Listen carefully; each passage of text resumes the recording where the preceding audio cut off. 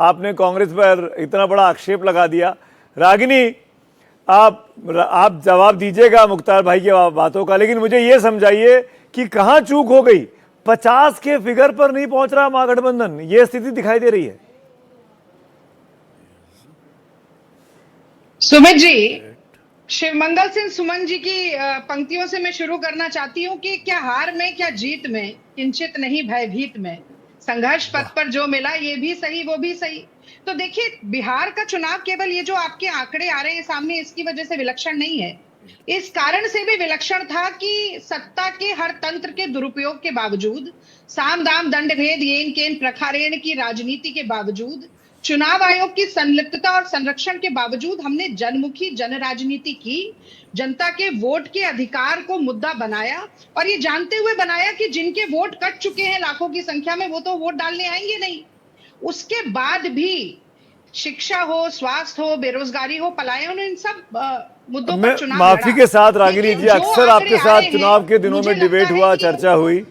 मैं फिर वही चीज पूछूंगा क्योंकि आपने फिर वही बातें बोली हैं कि भाई ये चुनाव आयोग की संलिप्तता थी इसलिए हम इतनी बुरी तरह हार रहे हैं। अगर कांग्रेस पार्टी का एक भी विधायक जीतता है तो इस्तीफा दे देगा प्रोटेस्ट में कि हम ये जीत नहीं मानते। आप करेंगे ऐसा? अगर भारतीय जनता पार्टी और जदयू के विधायक इस्तीफा दे देंगे तो हमारे वो क्यों मानेंगे भाई? आपने एलिगेशन लगाया ना चुनाव आयोग पर, हमारे ऊपर ही क्यों चलाई जाएगी? पर सुमित जी, आप एक बात बताइए, आप ठीक है, मैं आगे ये बोलने वाली थी कि अगर ये नतीजे होते हैं जैसे कि रुझान है जी, तो आत्मचिंतन करना पड़ेगा, आत्म मंथन भी करना पड़ेगा, स्ट्रैटेजी में क्या कमी रहती है ये भी देखना पड़ेगा।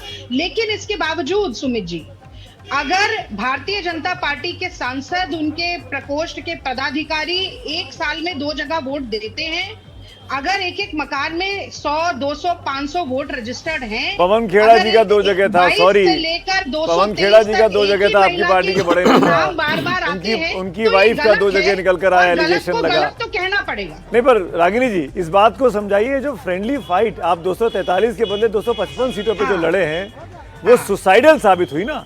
ये दिखाया ना कि आपस में एकता नहीं थी। आप भारत जोड़ो यात्रा में, वोटर अधिकार यात्रा में एक गाड़ी पे खड़े होकर सब लोग चलते हैं, लेकिन जब कैंडिडेट की बारी आती है तो आपस में बातचीत नहीं करते हैं। सुमित जी, मैं 2 बातें बोलूंगी बहुत जल्दी। देखिए, मेरी व्यक्तिगत राय है कि ये फ्रेंडली फाइट से नुकसान होता है, वो आप उसे कितना भी फ्रेंडली कहें, लेकिन अगर एक ही गठबंधन के 2 दल आपस में सामने सामने लड़ेंगे, दोनों वोट लेकर जाएंगे और वोट बटेगा, नुकसान होता है, इसे मानना पड़ेगा और इसे हर घटक दल को मानना पड़ेगा। लेकिन मुख्तार अब्बास नकवी साहब ने जो बात कही, मैं उससे बिल्कुल भी इत्तेफाक नहीं रखती हूँ। कांग्रेस पार्टी गठबंधन का धर्म दरियादिली के साथ निभाती है। हम ज्यादा सीटों पर लड़ रहे थे, कम सीट पर लड़ने वाले मुकेश साहनी जी की पार्टी को और उनको हमने उप मुख्यमंत्री के तौर पर आगे किया। कांग्रेस पार्टी समझती है कि हम एक ऐसा धागा है जो घटक दल के तमाम मोतियों के एक साथ पिरोते हैं। तो ये जो तुकबंदी कर आरोप लगा रहे थे वो बिल्कुल गलत है। रागिनी जी, कांग्रेस पार्टी के बहुत से वरिष्ठ नेताओं ने, तारिक अनवर जी जुड़ गए हमारे साथ, आपके बड़े वरिष्ठ नेता हैं, बहुत से नेताओं ने और तारिक साहब ने भी ये बात कही कि चीफ मिनिस्टर का चेहरा जो है वो बहुत जल्दी तय करना चाहिए था, उससे आप लोगों को थोड़ी एज मिलती, बढ़त मिलती। आप लोगों ने बहुत देरी की, उसमें वो मोहर नहीं लग पा रही थी, उससे एक मैसेजिंग सही नहीं गई है। आप ये मानती हैं? क्योंकि तारिक साहब भी यहाँ बैठे हैं और उन्होंने तो इस बात को कहा है। देखिए, मैं ये कहूंगी कि उप मुख्यमंत्री पिछली बार जो थोड़े समय की सरकार थी बिहार में, उसमें तेजस्वी यादव थे।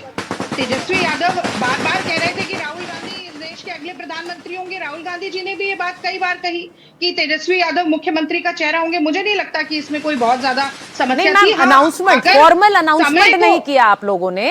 एक जो सीटों को लेकर, एक शेयरिंग को लेकर जो बात पहले आ जानी चाहिए थी, शायद आपको उसका फायदा मिलता। मैं तारिक साहब से ही पूछ लेती हूँ। तारिक साहब, क्या एक डिसअपॉइंटमेंट था? मैं आपसे पूछूंगी क्योंकि आपने इसे वॉइस किया है, आपने इसके बारे में बोला है। देखिए, अब जो रुझान है अगर वो नतीजे में तब्दील होता है जी, तो जाहिर है हम सब के लिए, गठबंधन के लिए, पूरे गठबंधन के लिए वो चिंता का विषय है। कांग्रेस पार्टी भी इस पर चिंतन करेगी, इस पर विश्लेषण करेगी कि हमसे कहाँ कमी रह गई, हमारे जो हमने प्रचार का जो हमारा माध्यम था वो कितना सही था, कितना नहीं था। तो ये तो नतीजों के बाद ही किया जा सकता है। अभी बीच में पर तारिक साहब ये नतीजा जो रुझान है इसमें मैं कुछ जोड़ भी दूं, तारिक साहब अगर मैं इन रुझानों में जोड़ भी दूं, आपके 46 दिख रहे हैं स्क्रीन पर, इसमें 40 और ले लीजिए, 86 ले लीजिए, तब भी तो सरकार आपकी नहीं बन रही। उनकी 80 उनकी 60 घटा देते हैं, 70 घटा देते हैं, तब भी सरकार उनकी बन रही। देखिए ऐसा है कि अभी के राउंड हुआ है, अभी शायद 4 या 5 राउंड हुआ है जी, और ये लगभग 20 राउंड तक या 22 राउंड तक चलेगा। तो इसलिए आप 2015 को याद कीजिए, 2015 में भी इसी तरह का माहौल था, मिठाइयाँ बढ़ गई थी भारतीय जनता पार्टी की तरफ से, लेकिन बाद में उनको मायूसी का सामना करना पड़ा। तो अभी हम मायूस नहीं हुए हैं, हमको भी अभी भी उम्मीद है कि आगे नतीजों में ये तब्दील होगा। जब तारिक जी, लेकिन कांग्रेस का हाल इतना खराब क्यों है? तारिक जी, कांग्रेस 6 पर आगे चल रही है और आपके अपने इलाके में भी हालत ठीक नहीं है। जिन इलाकों में कांग्रेस मजबूत थी वहां भी नहीं दिख रही है। ठीक बात है, ये बात हम लोग उसको जैसा हमने कहा ना कि अभी ये जब नतीजे में बदल जाएगा, शाम के वक्त जब नतीजा आ जाएगा तो सब हम लोग बैठेंगे, इस पर चिंतन करेंगे, इसका विश्लेषण करेंगे कि कहाँ कमी रह गई हमारी।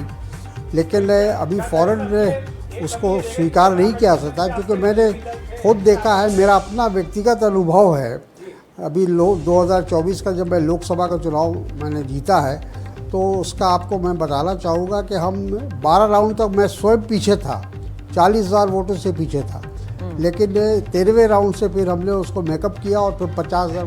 कि हम किसके हाथों को मजबूत करेंगे तो हमारा बिहार मजबूत होगा। किस मुद्दे पे जनता ने वोट दिया है इस बार? किस मुद्दे पे वोट दिया? विकास के नाम पे वोट दिया है, जनता ने सुनिश्चित कर दिया। सिर्फ विकास के नाम पर वोट दिया है, विकास के नाम पर वोट दिया है। सिर्फ विकास के नाम पर। महागठबंधन इस बार कह रही थी कि हम लोग अरे महागठबंधन तोड़े आओ तो महाठगबंधन था। क्या लगता है ये विजय जो है ये किसको समर्पित करना चाहते हैं आप? ये बिहार की जनता को समर्पित है कि बिहार की जनता को जो चाहिए था वो बिहार की जनता को मिल गया। सारे लोग इसी के इंतजार में थे कि कैसे रिजल्ट निकले, और देखिए नमो नमो हो रहा है अभी।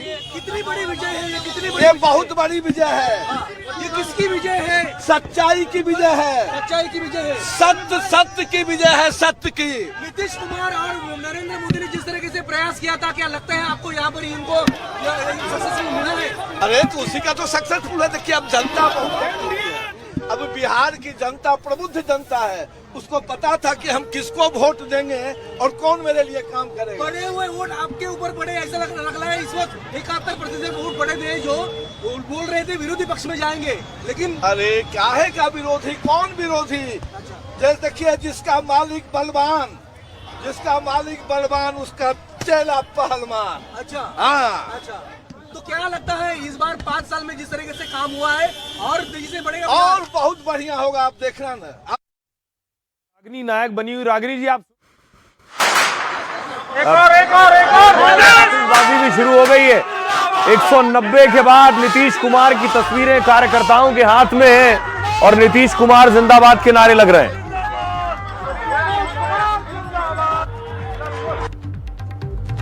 रागिनी हमारे साथ बनी हुई है। रागिनी, मुख्तार अब्बास नकवी कह रहे थे, ये देखिए जलेबी भी छानी जा रही है।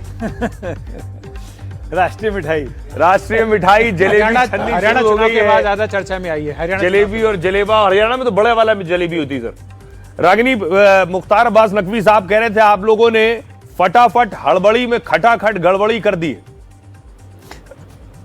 देखिए हमारे लिए तो फटाफट हड़बड़ी और गड़बड़ी और न जाने क्या क्या बोल गए, लेकिन ये तो बता जाते कि 10 नंबरी से 10,000 सरकार बनने का सफर बड़ी जल्दी से जो तेजी से पूरा कर लिया, उस पर भी एक टिप्पणी दे जाते। देखिए उनको तो 30 साल का समय मिला, हमारे लिए तो मान लीजिए खटाखट और हड़बड़ी थी। और 30 साल के समय में इतना सुशासन हुआ कि अंत में 10,000 रुपया बांटना पड़ा। चलिए अब 10,000 रुपया बांट के जो राजस्व में कमी आई है, मुझे आशा है कि पिछले 11 साल में तो दिया नहीं, पर अब मोदी जी क्योंकि अब दोबारा अगर सरकार बनती है तो 1.25 लाख करोड़ का पैकेज, जिसमें से 1.25 रुपए का नेक भी नहीं दे पाए थे मोदी जी, वो अब जरूर बिहार को दे देंगे। मुझे ये भी आशा है कि मोतिहारी को मुंबई बनाने का जो वादा किया है तो 11 साल में नहीं खोल पाए, शायद अब मोतिहारी की चीनी मिल खुल जाए। मुझे ये भी आशा है कि स्वास्थ्य के, शिक्षा के, अपराध के जो आंकड़े इतने बढ़ते जा रहे हैं और देश में सबसे निचले पायदान पर इनके, लेकिन रागिनी इन सब के बावजूद उसे भी रागिनी, ठीक आप कर देंगे। प्रवक्ता हैं। आप अगर जीत मान ही रहे हैं अपनी, तो यही शुभकामना दी जा सकती है, और क्या कहूं मैं सुमित। रागिनी, आप क्योंकि प्रवक्ता हैं, अभी- बेशक आपके पास उनकी पूरी लिस्ट होगी, लेकिन आपके पास आपको अपनी लिस्ट भी रखनी होगी कि कैसे आप 7 पे आ गए, कैसे आप लगभग 19 सीटों से 7 सीटों पर आ गए। आरजेडी सोचिए 70 के ऊपर थी, 35 पर आ गई। और देखिए सीमांचल की 24 में से 20 सीटों पर एनडीए आगे चल रही है, 1 सीट पर महागठबंधन आगे चल रही है। इससे ज्यादा बड़ा झटका रागिनी क्या होगा? जो इलाका आपके लिए इंपॉर्टेंट था ओवैसी 3 सीटों पर आगे, बीजेपी 9, जेडीयू 8 सीटों पर आगे। आपकी सारी जो उम्मीद थी रागिनी वो सीमांचल पर थी, और सीमांचल में भी सोचिए 20 सीटों पर एनडीए आगे। अब तो वाकई बहुत सोचने की जरूरत है।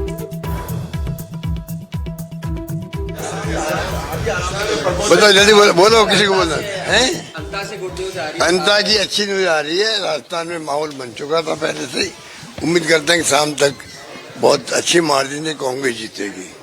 सर आप सीनियर पर रख सकते हैं बिहार, वहाँ गुड न्यूज नहीं आ रही। बिहार के परिणाम जो है निराशाजनक है, इसमें कोई दो राय नहीं, क्योंकि जिस प्रकार का माहौल हमने देखा, एक तो जो महिलाओं को 10-10 हजार रुपये दिए गए, प्रीमा फेसे मैं कह सकता हूँ प्रथम दृष्टिया तो मुझे लगता है 10-10 हजार रुपये दिए गए। वो चुनाव कैंपेन चल रहा तब भी बांटे जा रहे थे।